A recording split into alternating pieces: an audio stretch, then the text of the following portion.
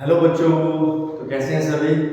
RIMC का exam 3 जून को है और आई होप आप अपने पूरे जोश के साथ आरआईएमसी की जो तैयारी है वो कर रहे होंगे। राष्ट्रीय इंडियन मिलिट्री कॉलेज देहरादून में है। एक ही स्कूल है पूरे इंडिया में। 25 बच्चों का सिलेक्शन होता है। ये अपने माइंड के बाद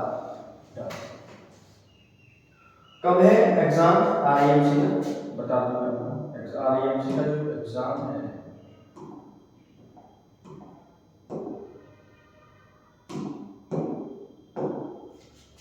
3 जून 2020 को है। दिन है आपका शनिवार सैटरडे को, जो अभी जून में एग्जाम होगा इसमें है। इस वीडियो में बेसिकली हम बात करेंगे सिलेबस के बारे में कि कौन कौन सा पोर्शन है जो आपको सबसे ज़्यादा फोकस जहां पर आपको करना चाहिए। बच्चे अक्सर शिकायत करते हैं कि सर आरआईएमसी का जो सिलेबस है वो कहीं मिलता ही नहीं है। सबसे बड़ी बात, जब आपके पास प्रोस्पेक्टस आता है, इंफॉर्मेशन आती है, क्योंकि जब आप ऑर्डर करते हो तो आपके पास एक प्रोस्पेक्टस के साथ साथ एक इंफॉर्मेशन वाला ब्रोशर आता है जहां पर आप एक एक चीज बड़ी आसानी से देख सकते हो। किस राज्य में कितनी सीटें हैं, किस राज्य का एग्जाम कहाँ होता है, और कितने बच्चों का, कितनी लड़कियों का, कितने बॉयज का, या इवन कौन कौन सा सिलेबस आपसे पूछा गया है, सारा का सारा वहाँ पे देख सकते हो। तो अभी आपको पता है कि मैथ्स का पेपर होता है 200 मार्क्स का, 1.5 घंटे का 90 मिनट का टाइम दिया जाता है आपको एग्जाम में। उसके बाद आपका पेपर होता है इंग्लिश का 125 नंबर का, जहां पर आपको टाइम दिया जाता है 2 घंटे। उसके बाद आपका जीके का पेपर होता है 75 मार्क का, जहां पर आपको 1 घंटे का टाइम दिया जाता है। तो सिलेबस को जल्दी से देखिए। टोटल मार्क्स कितने हैं? 400 नंबर का पेपर रहता है। कितने का भैया? 400 मार्क्स का। 3 शिफ्ट होती है, 3 अलग अलग पेपर होते हैं। मैथ्स 200 मार्क्स का है, 1.5 घंटे का समय दिया जाता है। इंग्लिश आपका 125 नंबर का है, 2 घंटे का समय दिया जाता है। जीके में सिर्फ जीके ही नहीं आता, इसमें साइंस भी आता है, इसमें एसएसटी भी आता है, करंट जीके भी है, मेडिकल जीके भी है, हिस्ट्री वगैरह सारा का सारा 75 नंबर का, और 1 घंटे का टाइम आपको वहां दिया जाता है। असल खास बात क्या है, मैथ्स का जितना भी पोर्शन रहेगा वो क्या रहेगा? सब्जेक्टिव रहेगा। सब्जेक्टिव रहेगा। और इंग्लिश का कुछ एक पोर्शन सब्जेक्टिव रहेगा, कुछ एक ऑब्जेक्टिव रहेगा, और जीके का सारा जो पोर्शन है वो मोस्टली ऑब्जेक्टिव रहेगा। क्या रहेगा भैया? ऑब्जेक्टिव रहेगा, ऑब्जेक्टिव रहेगा। तो आई होप आपकी जानकारी जो है वो देख पा रहे होंगे जानकारी को अच्छे से। उसके बाद अगर मैं बात करूंगा तो मैथ्स का हिस्सा है गणित का 4 भागों में बांटा गया है। पहला अरिथमेटिक, दूसरा अलजेब्रा, तीसरा मेंसुरेशन और चौथा आपका ज्योमेट्री। तो करीब करीब 50-50 नंबर का पेपर इन पोर्शन में से आएगा। इन पोर्शन में से भी आगे चैप्टर्स को डिवाइड किया हुआ है, टॉपिक्स को डिवाइड किया हुआ है। मैथ्स की बात करूंगा, पहले मैं बात करूंगा अरिथमेटिक की, जहां पर नेचुरल नंबर की बात करी गई है, इंटीजर से क्वेश्चन पूछे जाते हैं, जहां पर रैशनल नंबर से क्वेश्चन पूछे जाते हैं, जहां पर फंडामेंटल ऑपरेशंस कौन कौन से हैं? एडिशन है, सब्ट्रैक्शन है, डिवीजन है और मल्टीप्लिकेशन है। ये चैप्टर में से हालांकि बड़े इजी चैप्टर लगते हैं आपको ये, बट जब क्वेश्चन पूछेगा तो डिफिकल्टी लेवल ऑटोमेटिकली बढ़ा देगा। उसके बाद डेसिमल नंबर्स हैं, यूनिटरी मेथड है और सिंपल प्रॉब्लम्स। ये एसपी सेलिफाइज नहीं है, ये सिंपल प्रॉब्लम्स है। किसकी? टाइम एंड वर्क की। किसकी भैया? टाइम एंड वर्क की है। और टाइम, स्पीड, डिस्टेंस है। उसके बाद परसेंटेज से क्वेश्चन, प्रतिशतता, इसको अगर आप हिंदी में कहें तो हिंदी में इसको आप प्रतिशतता कह सकते हैं। प्रतिशतता। प्रॉफिट लॉस, लाभ और हानि। क्या भैया? लाभ और हानि। ऐसा ही मतलब साधारण ब्याज, सिंपल इंटरेस्ट की बात करी गई है। और आगे चलेंगे तो आगे चल के आप देखेंगे कि प्राइम नंबर के बारे में, क्योंकि पिछले पेपर में डायरेक्ट डेफिनेशन पूछ ली 5 नंबर की। पहला ही क्वेश्चन कि कोप्राइम नंबर क्या होते हैं और 2 एग्जांपल दे दीजिए। डायरेक्ट जो है डेफिनेशन भी पूछ लेता है। कंपोजिट नंबर्स के बारे में है, और डिविजिबिलिटी रूल, ये 2 का, 3 का, 4, 5, 6, 9 और 11। हालांकि जो नंबर मिसिंग है लाइक 15 है, 12 है, 7 है, 8, ये डिविजिबिलिटी रूल है। ये डिविजिबिलिटी रूल है भैया, ये डिविजिबिलिटी रूल है आपके, इनको अपने माइंड में रखना है। एक्सएफ और एलसीएम के बारे में, रेशियो प्रोपोर्शन के बारे में, किसके बारे में है? रेशियो एंड प्रोपोर्शन के बारे में। एवरेज के बारे में, औसत के बारे में, किसके बारे में, औसत के बारे में।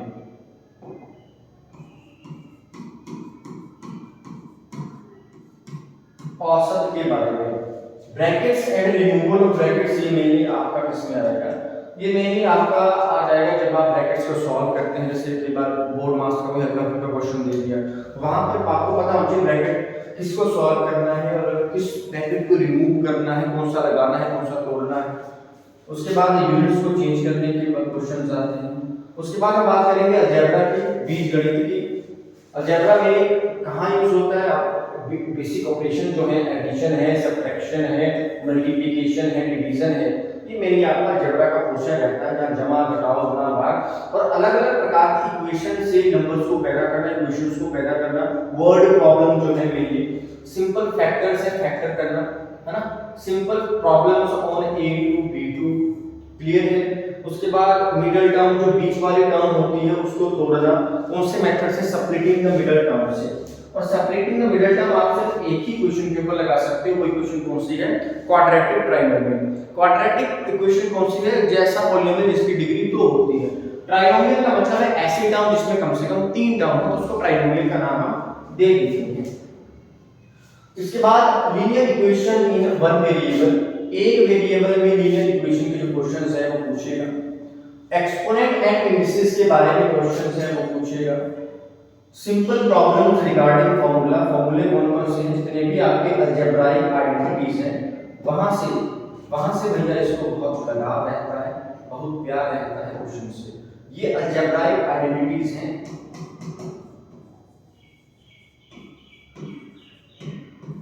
अलजेब्राइक आइडेंटिटीज हैं, ये बात का आपने ध्यान रखना है। अब अलजेब्राइक आइडेंटिटीज क्या क्या हो सकती हैं, बहुत सारी हैं। a + b का होल स्क्वायर, a - b का whole square, a + b + c का whole square, a + b - c का whole square, a - b + c का whole square, a - b - c का whole square, minus a - b - c का whole square, a³ + b³। बहुत सारी हैं algebraic identities, मतलब 15 to 20 जो इंपॉर्टेंट हैं। a³ - b³,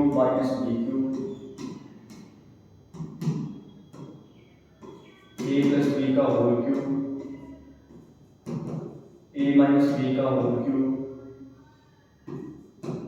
a + b × a - b। इस तरीके से बहुत सारे आइडेंटिटीज हैं। तो मैं आपको एग्जांपल दे रहा हूँ कि वो कहाँ से क्वेश्चन आपसे पूछ सकता है। सिंपल क्वेश्चन कभी नहीं पूछेगा, मैं बार बार कह रहा हूँ कि सिंपल क्वेश्चन तो आपको आना ही चाहिए, बट डिफिकल्टी लेवल जितना आप गहरा करेंगे, जितना आप डीप करेंगे, उतना ही आपके लिए फायदेमंद होगा। क्योंकि डिफिकल्टी लेवल कभी बोल के नहीं बताएगा मैं कितना डिफिकल्ट क्वेश्चन डालूंगा पेपर में, क्लियर है। उसके बाद अगर मैं बात करूंगा तो ज्योमेट्री जो यूक्लिड है, यूक्लिड को क्या कहा जाता है, ज्योमेट्री के पिताजी कहा जाता है। क्या कहा जाता है, ज्योमेट्री के पिताजी किसको कहा जाता है, यूक्लिड को कहा जाता है। यूक्लिड कौन है, बहुत ही बड़े मैथमेटिशियन है। यूक्लिड कौन है भैया, बहुत ही बड़े मैथमेटिशियन थे यूक्लिड, क्लियर है। अब ज्योमेट्री में क्या क्या पूछने की संभावना है, क्या क्या पूछ सकता है, तो लाइंस और एंगल्स, रेखा और कोण के बारे में क्वेश्चन बहुत ज्यादा पूछता है। प्लेन एंड प्लेन फिगर है। प्लेन का मतलब समझते हैं आप, प्लेन का मतलब जब चारों दिशाओं में कोई चीज बढ़ती रहे, इनफाइनाइट तक जाती रहे, तो उसको हम प्लेन का नाम, जैसे ये आपका स्मार्ट बोर्ड है, डिजिटल बोर्ड है, तो ये इस तरह बढ़ेगा, इस तरह भी बढ़ेगा, इस तरह भी बढ़ेगा, बढ़ता जाएगा, हम रोक नहीं पाएंगे। अगर ऐसी कोई सिचुएशन, ऐसी कोई कंडीशन हम लगा दें कि ये दीवार जो है कमरे की वो फैलती जाए जैसे आपका आसमान फैला हुआ है, तो ये एक प्रकार का प्लेन है, तो प्लेन का उदाहरण करेगा। Properties of angles at a point, properties of angles at a point, angles की जो प्रॉपर्टीज है उनके बारे में है। पैरेलल लाइंस के बारे में है, जो समांतर रेखाएं हैं आपकी। ट्रायंगल्स के बारे में है, मेनी साइड्स और एंगल्स के बारे में। ट्रायंगल का क्वेश्चन पूछेगा वो साइड के बेस पे पूछेगा और एंगल्स के बेस के ऊपर पूछेगा। वो कंस्ट्रक्शन है इसकी, ट्रायंगल की कंस्ट्रक्शन है, इसकी कंस्ट्रक्शन की बात की जा रही है, ट्रायंगल की कंस्ट्रक्शन की बात करी जा रही है। उसके बाद बाइसेक्टर्स ऑफ एंगल, एंगल के बाइसेक्टर के बारे में बात करेंगे, ठीक है।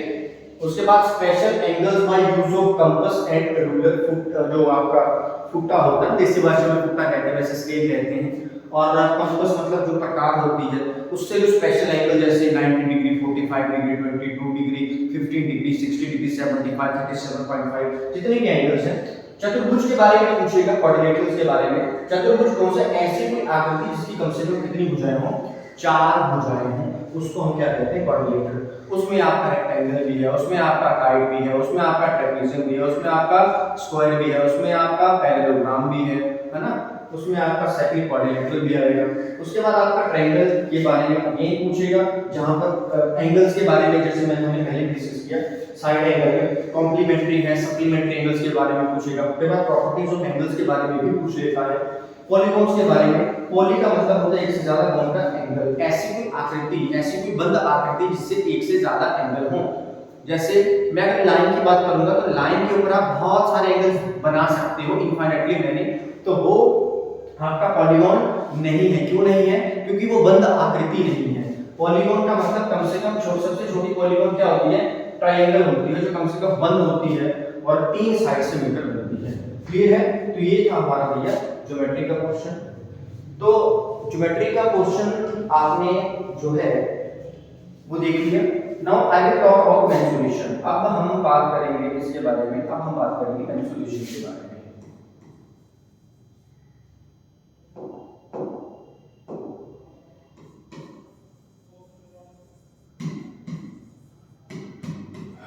मेंसुरेशन का मतलब क्या होता है? मापना, टू मेजर, मापना। क्या मापना? किसी का क्षेत्रफल मापना, माने एरिया मापना, किसी का परिमाप मापना, परिमाप माने क्या होता है? पेरीमीटर मापना, किसी का वॉल्यूम मापना, वॉल्यूम माने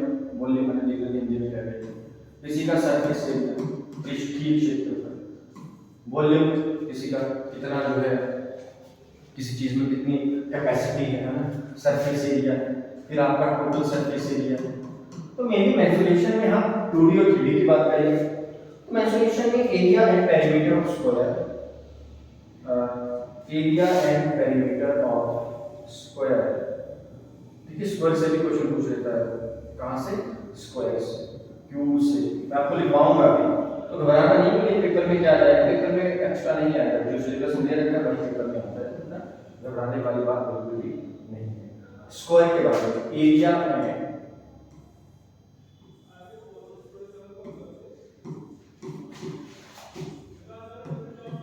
पेरीमीटर ऑफ स्क्वायर। स्क्वायर मतलब इसकी चार भुजाएं, बराबर होती हैं, रेक्टेंगल है, पैरेललोग्राम, रेक्टेंगल है, उसके बाद ही पैरेललोग्राम है। पैरेललोग्राम का मतलब है जिसकी ऑपोजिट साइड्स क्या होती हैं? पैरेलल होती हैं, बराबर होती हैं। क्लियर है? ट्रायंगल, ट्रायंगल माने त्रिभुज। तो ये किस चीज के बारे में डिस्कस कर रहे हैं? ये हम डिस्कस कर रहे हैं एरिया एंड पेरीमीटर, किन किन का? स्क्वायर का, रेक्टेंगल का, पैरेललोग्राम का और ट्रायंगल का। ठीक है जी। उसके बाद आर्क लेंथ, ये हम सर्कल की बात कर रहे हैं, आर्क लेंथ है, क्लियर है? Circumference and area of circle, circumference and area of circle की बात करेंगे, circumference and area of circle की बात करेंगे। Area of figures which can be split up into figures, जैसे फील्ड बुक है आपकी, इनका क्या? इनका भी एरिया, इनका भी एरिया, क्यूब और क्यूबॉइड का, क्यूब और क्यूबॉइड का क्या क्या निकाल सकते हैं? वॉल्यूम एंड सरफेस एरिया की बात करते हैं, वॉल्यूम एंड सरफेस एरिया से क्वेश्चन पूछ सकता है। किस चीज का? क्यूब और वॉल्यूम का। किस चीज का? क्यूब और वॉल्यूम का, क्यूब और माफ कीजिए क्यूबॉइड का। कहां से ही टॉपिक पूछ सकता है क्यूब और क्यूबॉइड का? ये वॉल्यूम एंड सरफेस एरिया से क्वेश्चन पूछ सकता है, तो आपको इस चीज का भी बिल्कुल ध्यान रखना पड़ेगा।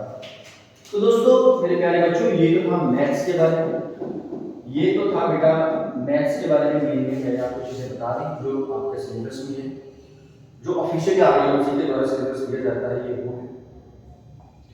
Now I will talk about English paper. Now I will talk about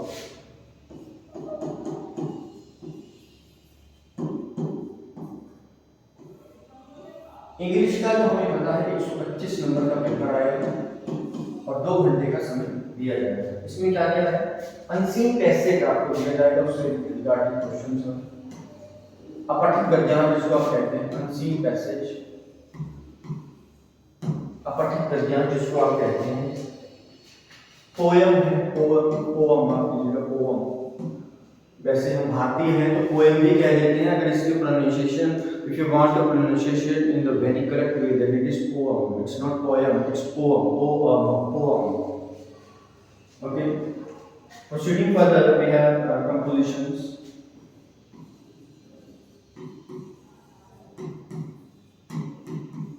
इसमें जो नया टॉपिक ऐड हुआ वो है पिक्चर राइटिंग। बड़ा ही जबरदस्त टॉपिक है पिक्चर राइटिंग। जब हम एनडीए की एसएसपी, टीटीएस की एसएसपी देने जाते हैं, हम भी जब देने जाते थे तो ये बड़ा टॉपिक रहता था, कौन सा, पिक्चर राइटिंग, पीपीटी जिसको कहते हैं, पिक्चर परसेप्शन टेस्ट। जो आपको पिक्चर दी जाती है, यहाँ पर तो आपको पेपर में दी जाती है, जब आप एनडीए की या टीटीएस की, जब आप एफकेट की एसएसपी देने जाओगे एडिटिंग इन फिजिकल मोड, तब आपको एक पिक्चर दिखाई जाएगी और आपको 1 मिनट का समय दिया जाएगा पूरा लिखने के लिए। यहाँ पर तो कम से कम आपको पिक्चर आपकी आंखों के सामने रहने वाली है, पिक्चर राइटिंग है।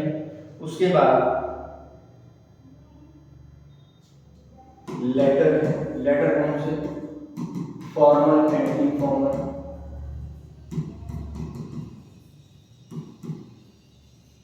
लेटर्स हैं आपके, फॉर्मल एंड इनफॉर्मल लेटर्स हैं, इनके ऊपर ध्यान देना है आपको। फॉर्मल लेटर कौन से, इनफॉर्मल कौन से, बड़े बेसिक चीज है, ये आपको पता होना चाहिए।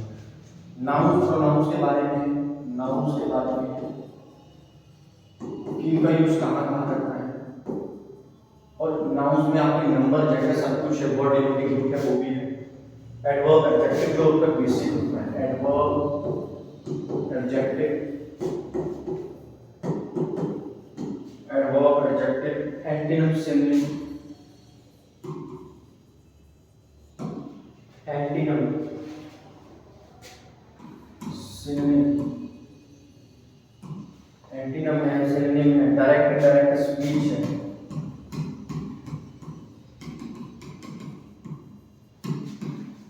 डायरेक्ट और इनडायरेक्ट स्पीच है, ये प्यारे बच्चों।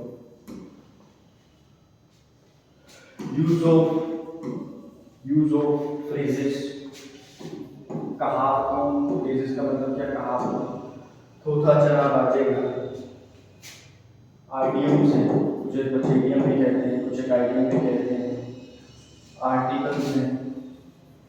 तो बेसिक जो ग्रामर होता है आप साइंस स्कूल के लिए पढ़ते वही है, बट इसका लेवल मैंने बताया कि इनका जो लेवल है बहुत अच्छा रहता है, वो डीप लेवल रहता है। टाइप्स ऑफ सेंटेंसेस हैं, टाइप्स ऑफ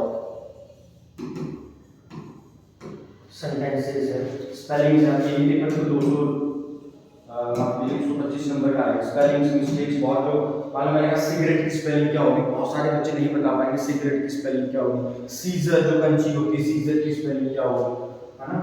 होमोफोन्स हैं,